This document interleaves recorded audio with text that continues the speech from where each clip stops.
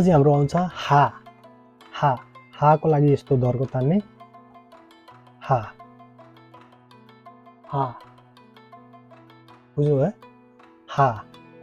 त्यसपछि हि हा हि हु हुँदैन फु हुन्छ फु फु एफ यु फु फुको लागि फु यो एउटा यस्तो गर्ने हैन त्यसपछि दुईटा पखेटा जस्तै चराको पखेटा जस्तै है फु हा हि फु फु फु त्यसपछि हे को लागि यस्तरी गर्दै लेफ्टबाट माथि लाने त्यसपछि यो ठुलो तान्दिने ल बुढोको लट्ठी हुन्छ नि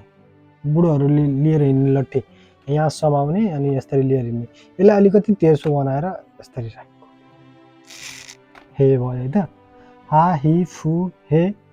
अब आउँछ हो को लागि हा हामीले बनाउँछौँ नि हा तर होमा यहाँ दुईटा हुन्छ बुझ्नुभयो हो ओके हामा हाम्रो के छ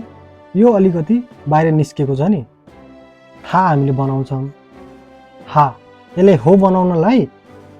यहाँ माथि एउटा राखिदियो भने हो हुन्छ हा हो लगभग सेम छ तर होमा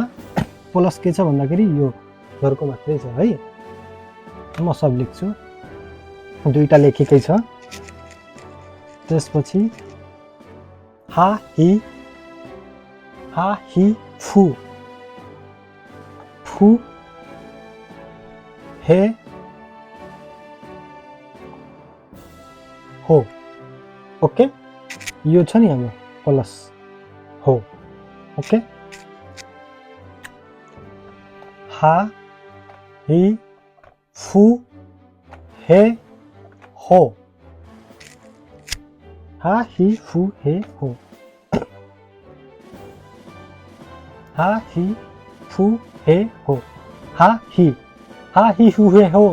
त हाम्रो नेपालीमा भइहाल्यो तर हा हि यहाँ हुन्छ हि पछि हुन्छ हु हुँदैन फु हुन्छ फु मलाई विश्वास छ मैले जुन तरिकाले तपाईहरुले यो लेख्न सिकाएको छु यो तरिकाले तपाईहरुलाई इमेज गर्न कुनै पनि चीज याद गर्नलाई त्यसको इमेज चाहिन्छ मैले त्यो इमेजिन गरेर यो भिडियो बनाएको छु पक्कै पनि तपाईहरुलाई यो उपयोगी हुनेछ भन्दै म यो भिडियो यही राख्छु हस्त नमस्ते धन्यवाद